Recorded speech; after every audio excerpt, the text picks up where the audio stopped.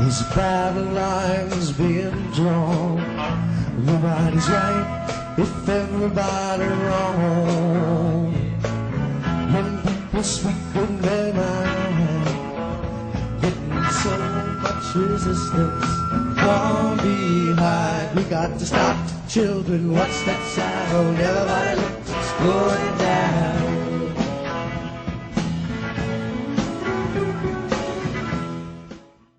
Hello, everyone. This is Lauren Steiner, and welcome to tonight's edition of the Robust Opposition.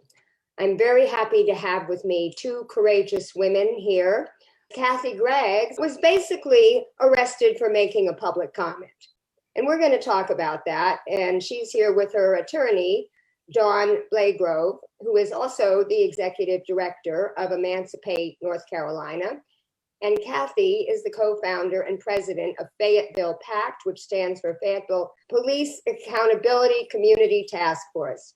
I want to talk about what happened last Tuesday. Kathy, why you were at the State House trying to testify. I know that you were there with the People's Budget North Carolina Coalition. It's a group that I was on several Zoom calls with.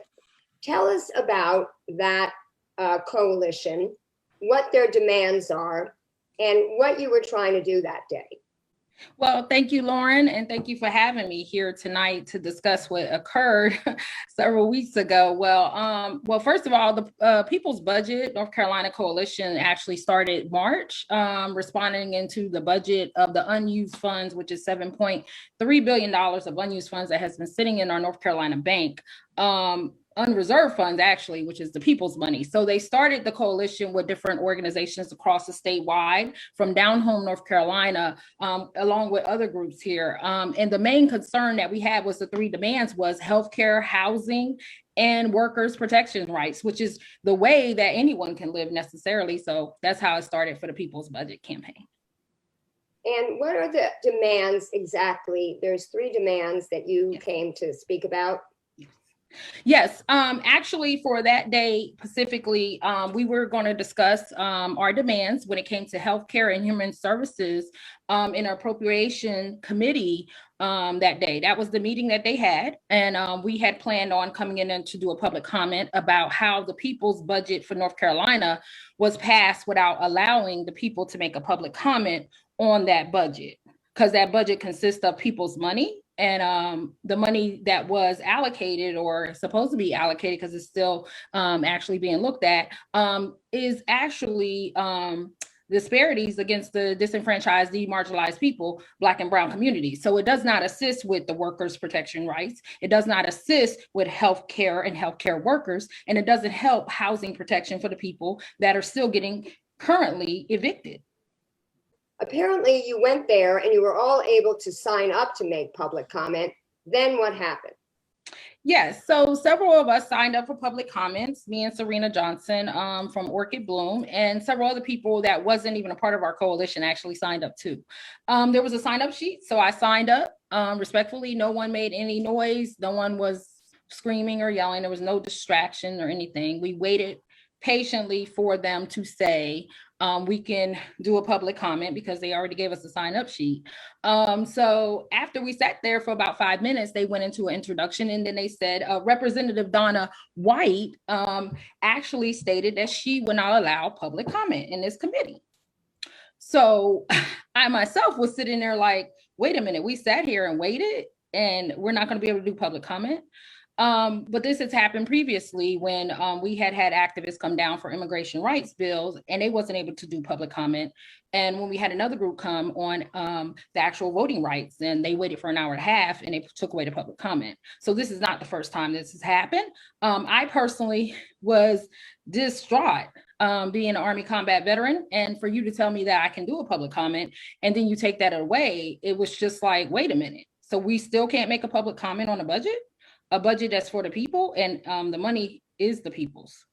Seeing as you mentioned that this has happened before, did you think that this was a possibility, and were you planning to do this, take a stand for this principle?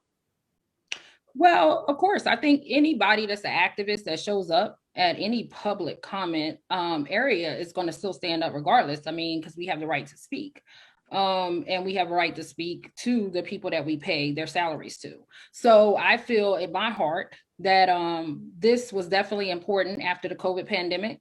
And for you to take the public comment away for a budget that hasn't been approved in the last 3 years, and now it's approved. And for you to take that away, to me, just felt that my whole work, as well as the people's work, hasn't succeeded. Did they then come and try to drag you away? No, ma'am. Actually, I stood up and made a comment, and a police officer asked me to leave. And as I was leaving out the door, I was actually arrested out the door, which you can't see. And they also cut off the live stream for that committee meeting. So they cut the live stream off. So we don't even know what occurred after I left during that meeting. Because there's no policy that says they can't cut off the live stream, just like there's no policy or House rules or Senate rules that state you can't make a public comment, that they can take away the public comment. So they doesn't have really rules where they say they can't do that, just so you know. But they did cut off the live stream. I got arrested outside after I said I was leaving, by the way, I was leaving. And so the charge was, now Dawn, maybe you can take it from here, because you can talk about what the charge was and then what you tried to do at her bond hearing. So the charge was second-degree trespassing, which I think in and of itself is problematic. But I want to go back just for a second to address a question that you posed to Kathy about whether or not she was prepared or expected to be arrested. And I think as advocates and people who are not afraid to use civil disobedience in order to advance ideological progress, make ideological progress. I think that it's fair to say that Kathy understood that the possibility of arrest was real. She had created a contingency plan in the event that an arrest did happen, but did not go there expecting to be arrested, did not go there hoping to be arrested. No one wants to be directly impacted by the criminal justice system, but she was prepared. So when Kathy was arrested, she, while she was being arrested, she was able to make a phone call to me and let me know that she had been arrested. And at that point, I went into kind of the mode that we do when any of our comrades are being treated unfairly. So first I tried to use some back channel ways to make this process stop. I called some legislators that were friendly with us, that understand our issue and are supportive, to try to see if we were able to get these charges decertified before they were ever even met. We were not able to make that happen. Kathy was taken almost immediately to the Wake County Detention Center. So when I arrived at the detention center, first I had to fight with the sheriff's deputies in order to even get access to the building due to COVID protocols that are still in place, despite the fact that many other places all over the state and all over the state of North Carolina have much more relaxed COVID policies that have been actually mandated by our Chief Justice of our Supreme Court. However, that those rules weren't being adhered to on the day that Kathy was arrested at the Wake County Detention Center. So I had to make a little bit of a ruckus to get inside. Once I got inside, I was able to go down to the magistrate's office, where I made it abundantly clear to Magistrate Jackson and Magistrate Goodwin, who were the first two folks that I saw, that I was there to represent Kathy, that Kathy had asked for me to be her attorney, that I was there to represent her during the initial appearance where her bond was to be set. There was very disturbingly a fundamental lack of understanding by anyone in the magistrate's office about the right to counsel, what that actually meant. What I was met with was a consistent message of, well, as soon as the process is over, you can speak to her. And I kept saying to them, the process is the part that I'm here for, right?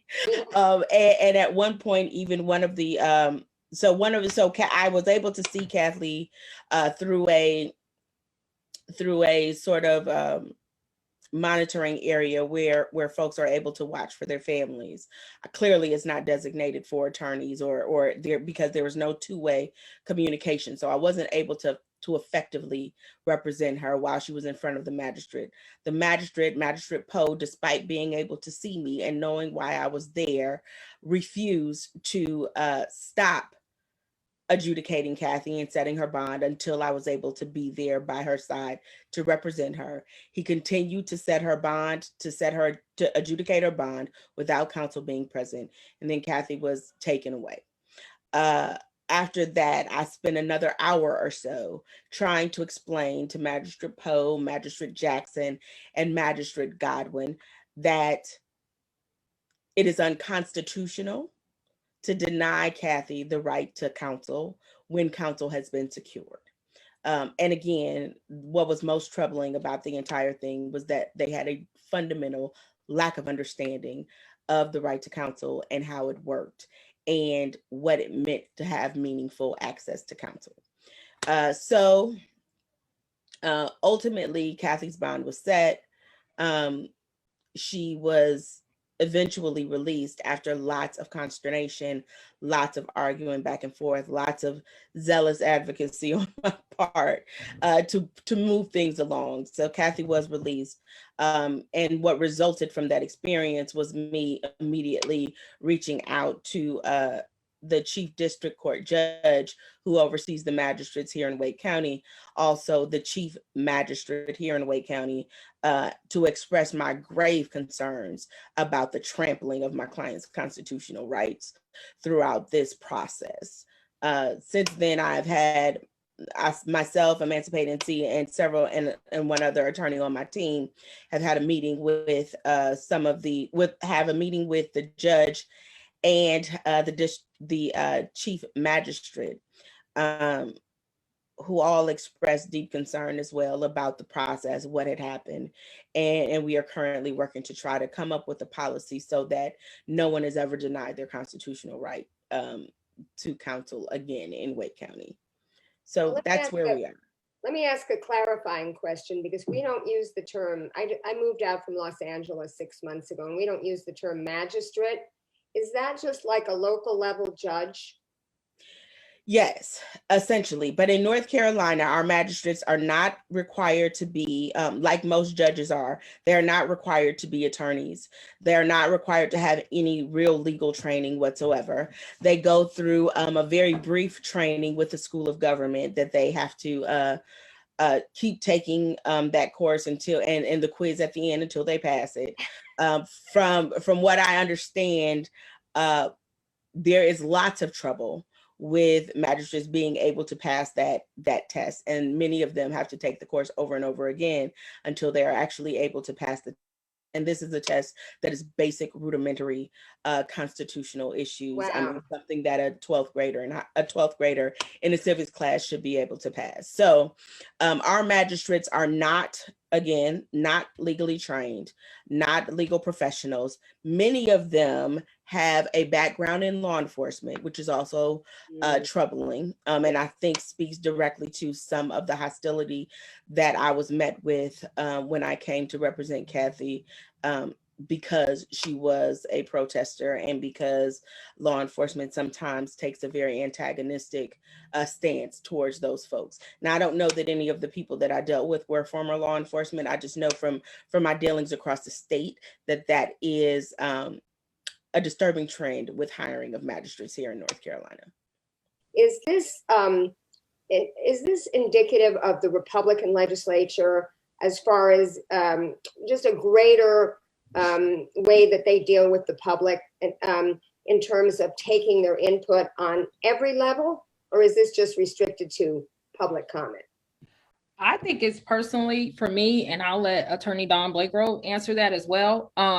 Because I think, to me, based off of us doing the work that we do, even public comment locally for our city and our county, there are some cities that you can't even do public comment with. But I think it has nothing to do with whether you're a Democrat or Republican. I think it has something to do with the fact that you have forgotten that you are a public servant and you're supposed to advocate for the people so they can exercise their First Amendment right. I mean, the question is, what does democracy really look like for the people? What does freedom look like for the people? And for you to be a part of any affiliation or group, are you advocating for the people? There was 2 advocates that personally went upstairs inside the General Assembly and went to my senator to address the fact that I got arrested for public commenting. And of course, he wasn't there at the time, but he was on his way to find out what happened, But I just want to say this, that anybody that's in the General Assembly, anybody that is serving the people should never have a problem with the people making a public comment. What is it that you're hiding? And where's the democracy for the people? Right. You want to add anything, Dawn? Yes, I will. As a matter of fact, today was the first time. I'm also a registered lobbyist myself. So today was the first time in a very long time, actually, that I had spent some time over at the General Assembly. And I was there to make public comment on a piece of legislation about police accountability. So I was able to give public comment today. I was able, but it was very, very short because the meeting had run long. They cut our time down to a minute. Obviously, I did not adhere to that minute time limit and finished my thoughts as I needed to. But I wasn't arrested or anything like that. But I think the bigger issue is not just whether or not they tolerate us having public comment. It's the way public comments are geared and who's given deference to make those public comments. For example, today, the bill that I was speaking against, SB Senate Bill 300, is a bill about policing reform, essentially, but that's a different conversation. And even as the sponsor of that bill was trying to answer questions, he was unable to field questions and deferred his time to a representative, a lobbyist from the Sheriff's Association, to help explain the legislation that he had introduced. So the problem is not that no one is able to make public comment. The problem is that those folks who are able to make public comment are typically folks who are friendly to the majority party, which right now in North Carolina is the Republican Party, and they are given a grave amount of deference. So the issue of public comment is going to vary depending on who you ask and what it is that they want to speak about. Well, I just know that I had State Senator Julie Mayfield on my show, who is a Democrat and very progressive, and she represents Asheville, where I am based. And I was surprised to find that they don't have district offices because in Los Angeles, every single state assembly member and state senator has a district office where you could go and have a meeting with the representative, or if not the representative, then their district director. And they don't even have district offices. I mean, I guess it's a very poor state. She only has one staff person, even in her Raleigh office. And a lot of that, I think, speaks directly to the historical racism and systemic and institutional racism that is pervasive in North Carolina. I was speaking actually today with one of the legislative representatives who reminded me that they only make $12,000 a year, despite the fact that in North Carolina, since the GOP has been back in control, they have had virtually unending sessions where they're only supposed to be in session for about 9 months out of the year.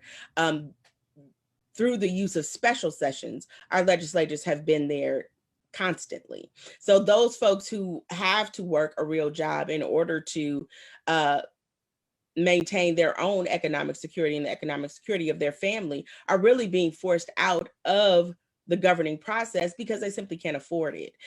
So there are lots of mechanisms just like that operate within the General Assembly that are deeply rooted in historical and systemic and institutional racism that are designed to keep poor people and people of color out of those decision-making conversations. So that is why it's so important for us to fight to make sure that those of us who have a voice are able to raise our voices. Well, you gave me a perfect segue into the second half of my show, which is to talk about your two organizations, which involve racial justice and criminal justice. So, Kathy, tell us a little bit about Fayetteville PACT and what its mission is and some of the things you're involved with. Yes, so Fayetteville PAC was definitely formed from two Army combat veterans here back in 2015, based off of a conversation of driving while Black here in Fayetteville, North Carolina, traffic stop problem that we had here.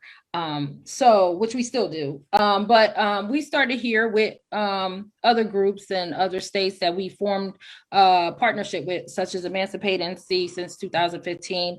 And our main focus is to, first of all, definitely in mass incarceration, in cash bail bonds. We also want to make sure that any racial disparities within the community of North Carolina, as well as Fayetteville, is definitely eliminated. We also want to eliminate qualified immunity. But the main goal for us is to address all issues of policing and selective policing, racial profiling, having an independent oversight, and also other issues of anything that involves injustices for anyone, anywhere, no matter what race, sex, orientation, or expression they are. So we advocate for those people, and we will continue to advocate for the people regardless. So that's why we are here. We've been here since 2015. We are a nonprofit organization, 501c3.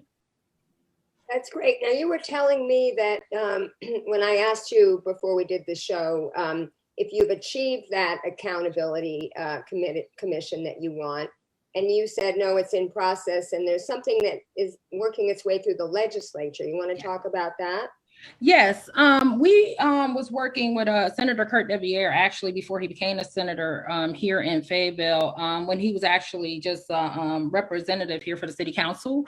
We did certain projects with him, such as the criminal justice roundtable here locally, and some reentry situations here that we may had and have discussed with him, as well as issues with housing and poverty here. So we've been working with Senator Kurt Deviere for several years, and we worked on a bill for something that is called, the acronym is a CPOA, with a citizen review board. With the CPOA, it gives independent oversight where you'll have your own attorney, you'll have two investigators, and you'll have an admin data that's away from the police. So we won't be using the IA. You won't have to ask, what recommendations are given based off of the evidence that the IA reviewed and the chief of police reviewed, because you have your own independent that reviews it. And then you give it to the citizen review board people to review it and decide on the reprimands for those police officers. That Senate Bill is 682 is currently in legislative waiting. And also Senate Bill 510, which is done from Senator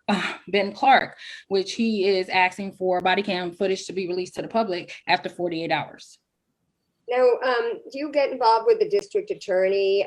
Because, in Los Angeles, we had a district attorney, an African-American woman by the name of Jackie Lacey, and there were more police murders that went unprosecuted than anywhere in the whole country under her tenure.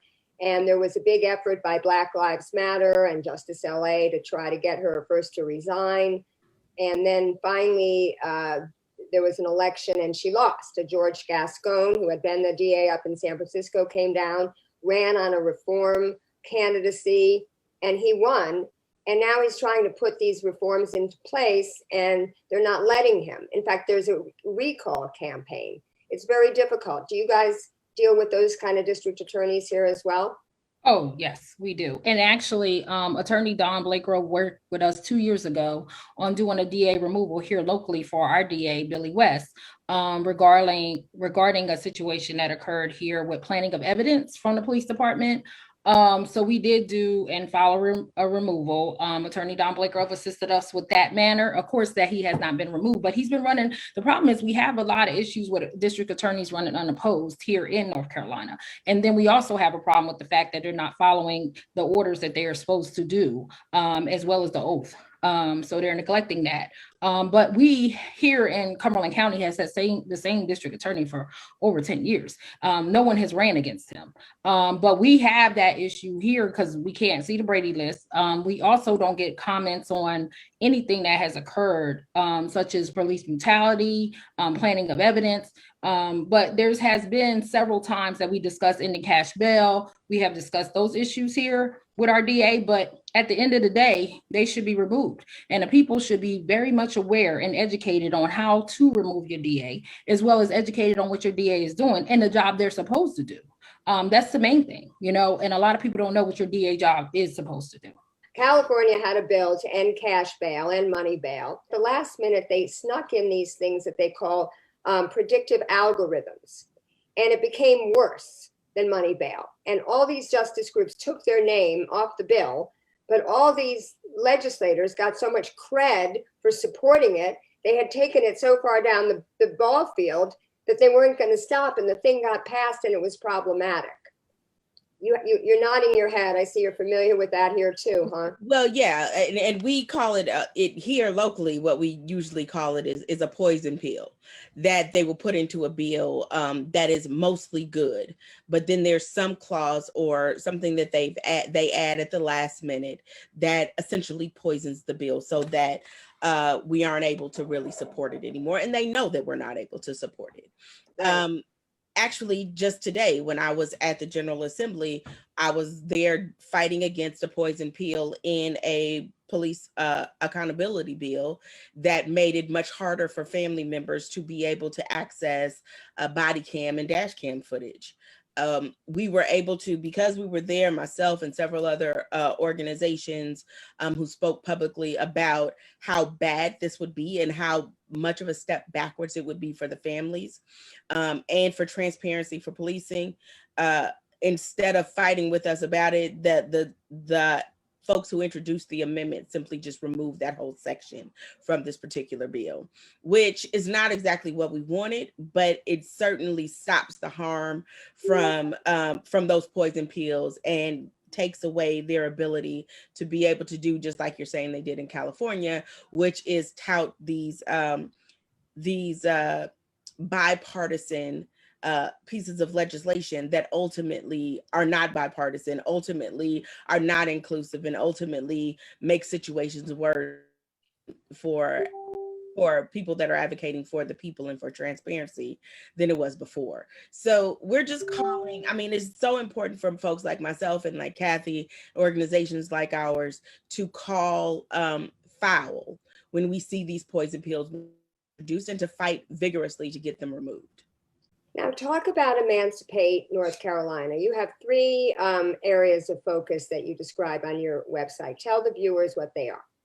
Emancipate NC is an organization that is dedicated to ending mass incarceration and reducing systemic and institutional racism. We do that through a number of avenues. One of them is through education, narrative shifting. The other is through impact litigation. And the last one is through direct organizing, community organizing, and responding directly to the needs of the people on the ground. We do all of that through various ways, but most importantly, we use and are guided and governed by the voices of those folks who are most deeply impacted by the criminal justice system, because we believe very, very deeply that it is those people who are most deeply impacted, most seriously impacted, who have the solutions, who have the answers, who are more often than not brought to the table, not allowed at the table. So Emancipate NC works very, very hard to make sure that those folks whose voices are left and often not heard and marginalized are heard, are uplifted, and that their desires for change are implemented in real ways. So you talked about the district attorneys. One of the education programs that Emancipate NC does is a program called a curriculum that we developed called Vote for Justice, which goes around to different communities within the states of North Carolina and gives folks education about the roles, responsibilities, and the possibilities of district attorneys, judges, and sheriffs. We help them understand what it looks like and how situations and outcomes can be changed drastically if you get the right person in those offices because of the amount of power that they have. In North Carolina, district attorneys have an incredible amount of power over over the way your criminal justice system looks. And if you get the wrong district attorney, or if you are not able to replace a district attorney who is all about law and order, all about convictions at any cost, then what happens is you have a system that doubles down on the racism that it is built on. So Emancipate works very, very hard across a spectrum of issues to ensure that the people's voices are heard as it relates to criminal justice, the criminal justice system, to make sure that the people's voices are heard, to make sure that we are shifting and changing narratives around things like police, defunding the police and ending cash bail, because very often folks on the other side of the aisle try to demonize those types of terms, those types of programs, that type of rhetoric. So we work very hard to change the narrative around criminality and how criminality is treated in America. Well, it's not always people on the other side of the aisle. It could be people on the same side. And I'm thinking about James Clyburn, who the senator from South Carolina, who was recently interviewed by Mehdi Hassan. And he was saying, defund the police is not wanted in the Black community. And he knows because he talks to his people. And we know that violent crime has been on the rise lately, but it was very misunderstood as to what it meant. It wasn't a matter of just taking money away. It was reallocating money. Instead of having, police officers with guns come and deal with a schizophrenic person having an episode, you would have a mental health worker, and so on and so forth. Mm-hmm. So I wanted to, segue into that, because just prior to this, there was an excellent webinar on Color of Change by Color of Change as an organization. And they had some people talking about this issue. They're always responding with force when we should be responding with healing and caring. And they talked about violence interrupters, which I actually, over 10 years ago, there was a movie called The Interrupters, and I moderated a panel discussion on that, coincidentally. They were also talking about generational trauma, which we're only first starting to understand, and how that needs to be healed before you can start addressing this violence. So I'm wondering what kind of solutions your organizations are talking about here in North Carolina. It's a lack of education and a lack of understanding. What we do is as part of our narrative shift is try to take the conversation and start the conversation at a different stage. For example, defunding the police is all about, or people hear it and they think all about what is happening right now. And what we try to do is start the conversation at a different point, at the point where we are interested not just in defunding the police, because the police are incredibly overfunded and also do not produce what people think they produce. We work very hard with our narrative changing to try to shift and untether people's sense of personal safety from law enforcement and the carceral system, because what we know for sure is that they don't go together, right? One does not accommodate or assist the other. We know that America spends more of any other industrialized country in the world on law enforcement and a carceral system, but we also have the highest rates of crime. So if you think about it as an investment, right, it would be like investing in a stock that consistently underperforms. Right. And the way that you think you're going to fix that stock is by adding more money, investing more money into it. Well, that's just nonsensical. And I think one of the things that Emancipate NC does is helps create those types of narrative changes, those types of paradigm shifts to help people first think logically and critically about what police actually do and what it is that drives crime. Because what it is that drives crime is poverty. What drives crime is a lack of access to healthcare, a lack of access to good education, a lack of access to affordable home or to home ownership, and also to affordable housing. And all of that stems from ultimately not being able to afford access to those things. So the other narrative shift that we have to create around, and Emancipate NC works very hard to create around defunding the police, is this. Number one, the police are overfunded. Number two, if we took some funds away from law enforcement, invested them into the people, right? Stop investing in systems, start investing in people. When you invest in people, you will naturally see that many of the societal ills that we face on a regular basis will be diminished. Why? Because no one wakes up and decides that they want to be a criminal today. No one wakes up and decides that they want to act in a way that is deviant. People do those things because, number one, untreated trauma, but also number two, because of circumstances and lack of access to upward mobility. When we fix those things, we don't, defunding the police will then be a form of natural attrition because we won't need them. Well, But we don't, yeah. We had that in Asheville. They've lost 40% of the police force. They sort of defunded themselves. Exactly. Because they had some very raucous, this was before I moved here, George Floyd protests last summer. Yeah. And the police don't make very much money. And they were saying, we don't need this shit, you know? Right. And also, We lost 35%. Yeah, that's so? Wow. So, but you know, there's lots of different ways to skin that defunding cat, right? But there have been a lot of murders here. And, you know, they talk about how can the citizenry, the neighbors handle this internally.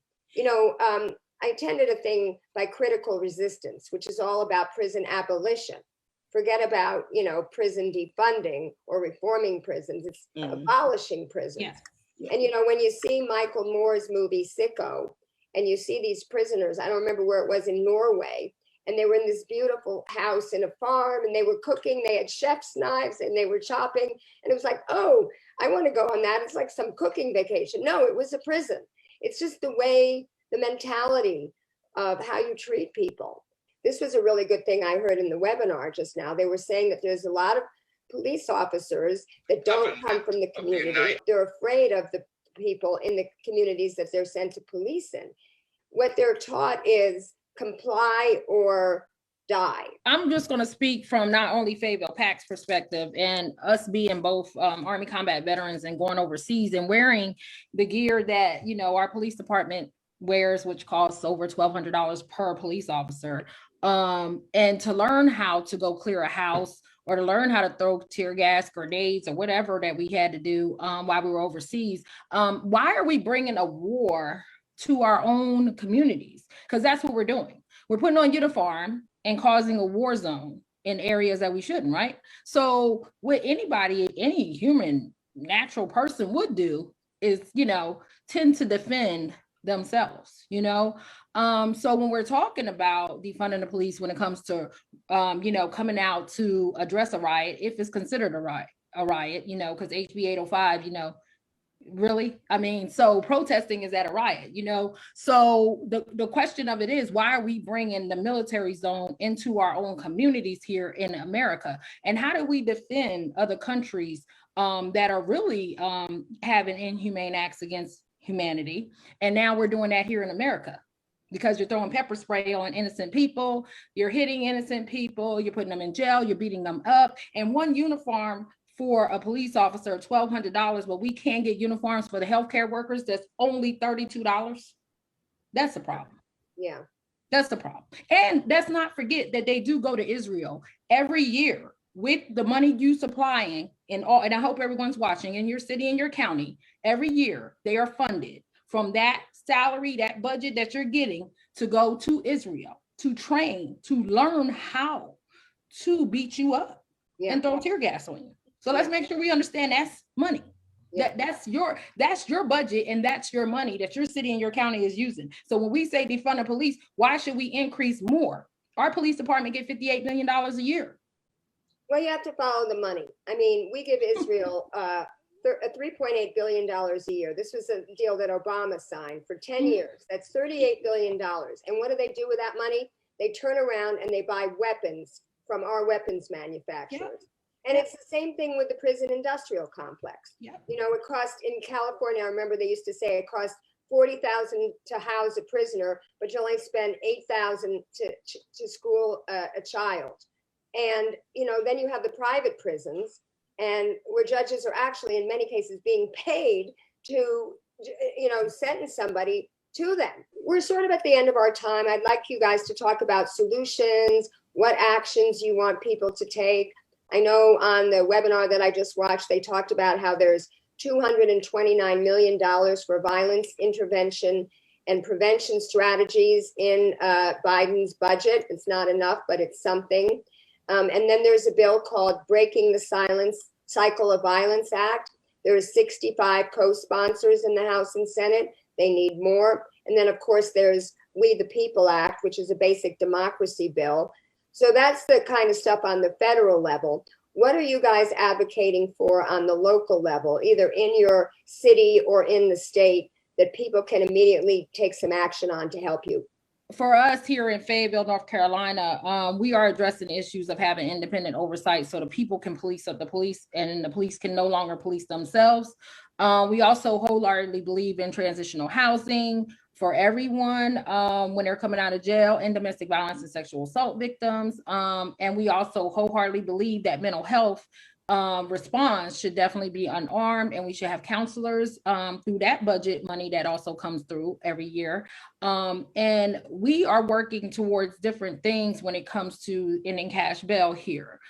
They started where they're now having public defenders come down and advocate for the person when they're doing their bond hearing right away instead of waiting days in jail. Because just so you know, we have a detention center, we don't have a jail. So that means no one has been tried yet.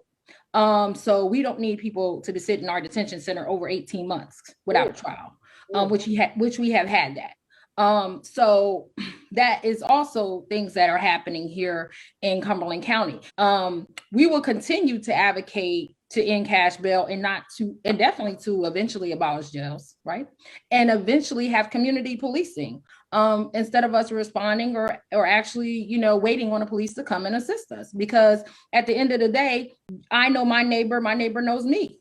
That is our main goal. That's what we're looking forward to. And we'll continue to do this work, and we'll continue to fight any injustices no matter what, because guess what? We are the people and we're for the people. And democracy always lies with the people, and the truth always lies with the people. What you can do right now is send an email, text message, make a phone call, voice message to your state senators and help them know that you do not want the anti-protest bill, which is HB 805, to pass the North Carolina Senate.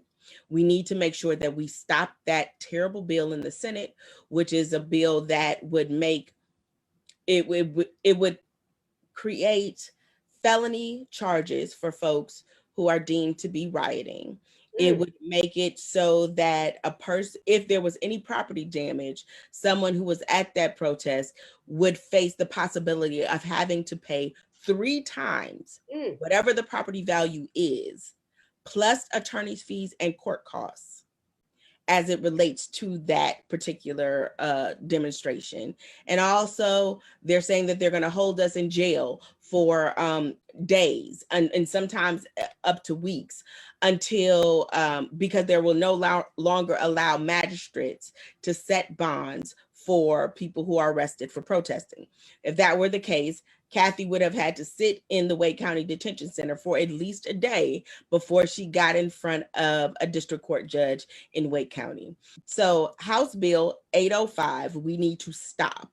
So right now, anybody in North Carolina who is watching who cares about the First Amendment and protecting the right to protest and protecting the right to and understands the historical importance of civil disobedience, we need you to call your senators and let them know that you do not support House Bill 805. Just yesterday, several groups of organizations spearheaded by Advanced Carolina did a 12-hour teach-in live stream about defeating House Bill 805. And then we can share that link with your viewers. They can watch portions of it. Several different organizations were able to take hours at a time. Emancipate NC took the last hour, the anchor hour between 8 and 9, where we spoke specifically and contextualize the real harm to people who are protesting that will be the result of the passage of this bill. Yeah. There's a whole toolkit that they can use with scripts and languages that they can use as they call their senators and ask them vehemently not to support this piece of legislation. Okay, you heard it here, folks. Vote no on 805, Senate Bill 805. We're going to get right on this. This reminds me of this Occupy bill that Obama signed that basically said, we called it the Occupy law. I forget what it was, what it was called, but it was, if you knowingly and willingly protest within a Secret Service protection zone, you could get up to a year in jail. And if you have a weapon, you can get up to 10 years in jail and like a $10,000 fine.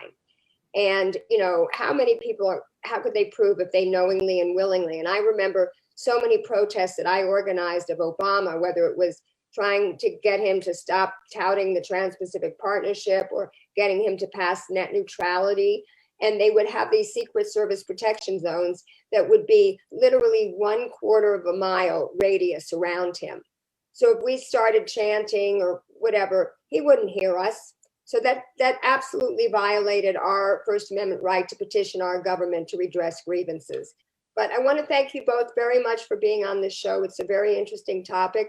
I'm sure we could talk a lot more about it. Please share this show and keep fighting.